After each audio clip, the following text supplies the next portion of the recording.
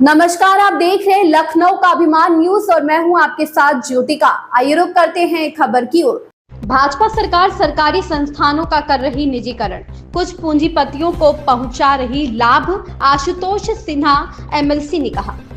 लखनऊ में विधान परिषद में नियम 105 एमएलसी आशुतोष सिन्हा ने कहा कि उत्तर प्रदेश की भाजपा सरकार सरकारी संस्थानों का निजीकरण कर रही है। कुछ पूंजीपतियों को लाभ पहुंचाने के लिए सरकार निजीकरण कर रही है। निजीकरण का असर प्रदेश के सरकारी नौकरी की तैयारी कर रहे युवाओं पर पड़ेगा। निजीकरण होने से निजी कंपनियां मनमाने कार्य करेगी। उत्तर प्रदेश सरकार सब्सिडी बढ़ाने को तैयार नहीं है। अरबों खरबों की सरकारी परिसंपत्तियों का आज तक कोई मूल्यांकन नहीं किया गया है।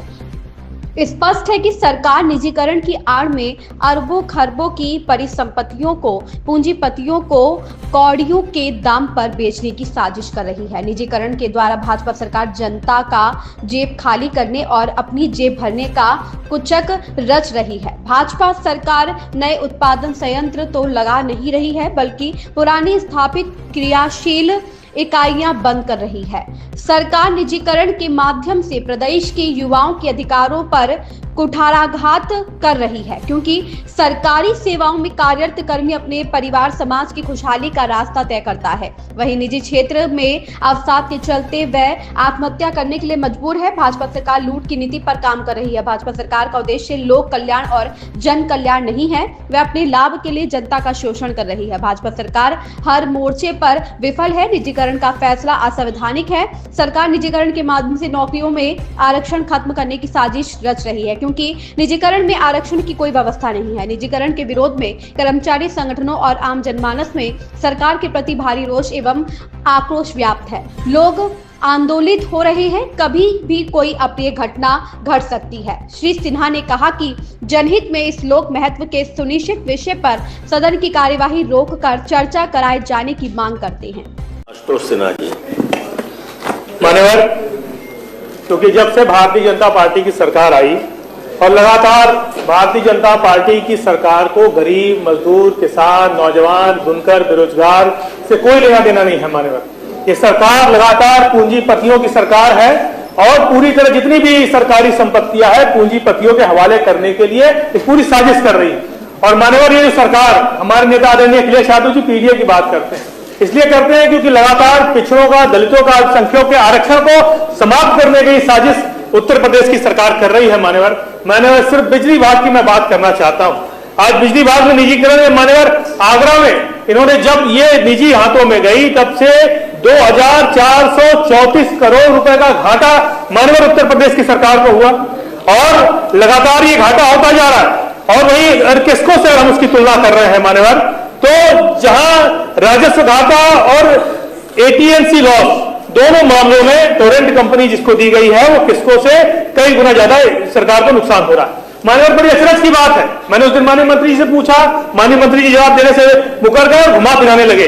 पावर कॉर्पोरेशन 5 रुपए 55 पैसे में बिजली खरीद रहा है और मान्यवर टोरेंट कंपनी को 4 रुपए 36 पैसे में बेच रहा है। अब आप सोचिए मान्यवर कि लगातार जिस तरह से उत्तर प्रदेश की सरकार लगातार महंगी बिजली खरीदकर सस्ती बिजली प्राइवेट कंपनी को दे रही है, उसमें 2023-24 में पावर कॉर्पोरेशन ने 2301 मिलियन यूनिट मान्यवर बिजली टोरेंट कंपनी को दी, जिसमें 274 करोड़ रुपए का घाटा मान्यवर आज उत्तर प्रदेश की सरकार को उठाना पड़ रहा है। मैं कहना चाहता हूं मान्यवर कि किसको टोरेंट कंपनी में अगर एटीएनसी लॉस, मान्यवर माननीय मंत्री जी से कहिए थोड़ी देर बाद बात कर लेंगे, तो मैं किसको से माननीय मंत्री जी सुनना नहीं चाहते क्योंकि वो भी निजीकरण दलितों के, अल्पसंख्यकों के विरोधी हैं और लगातार जो है इसलिए मैं कहना चाह रहा हूं मान्यवर, इसलिए मान्यवर मैं कहना चाहता हूं कि किसको में जो एटीएनसी लॉस था वो 9.6 है और वही टोरेंट कंपनी में 9.82 है। आप मान्यवर बिजली यूनिट देख लीजिए कि सरकार 4 रुपए 36 पैसे में दे रही है टोरेंट को और वही किसको को दे रही है 7 रुपए 96 पैसे में। तो सरकारी संस्थानों को महंगे में बिजली दे रही है और जितने से खरीदी उससे सस्ते में दे रही है प्राइवेट कंपनी को, और लगातार जो नुकसान हो रहा है मान्यवर उससे उत्तर प्रदेश, आप दक्षिणांचल और पूर्वांचल की बात मान्यवर कर रहा हूं, आज दक्षिणांचल और पूर्वांचल दोनों में मान्यवर निजीकरण का जो फैसला लिया गया है भारत सरकार द्वारा जो विद्युत वितरण निगम कंपनियों की रेटिंग जो जारी की गई है, उसमें भी पूर्वांचल और दक्षिणांचल में लगातार सुधार होने का काम हो रहा है। मान्यवर, मैं पूर्वांचल विद्युत वितरण निगम की बात इसलिए करना चाह रहा हूं क्योंकि हम लोग पूर्वांचल के रहने वाले हैं। आज 67,67,000 उपभोक्ता का 23,978 करोड़ रुपए बकाया है, और जिस दिन निजी कंपनियों के हाथ में चला जाएगा, जैसे टोरेंट कंपनी ने नहीं पैसा दिया, यह भी देने का काम नहीं करेगी।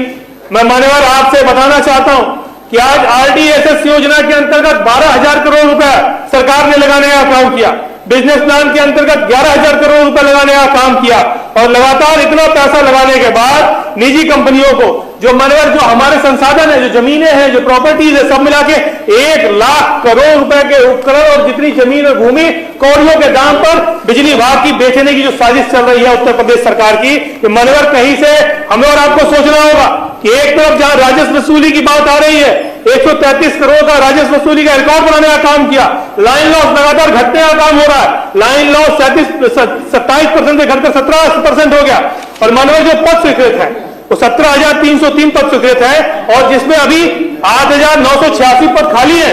और मान्यवर मैं बताना चाहता हूं 8,344 पद पे कार्यरत लोग इतना काम कर रहे हैं।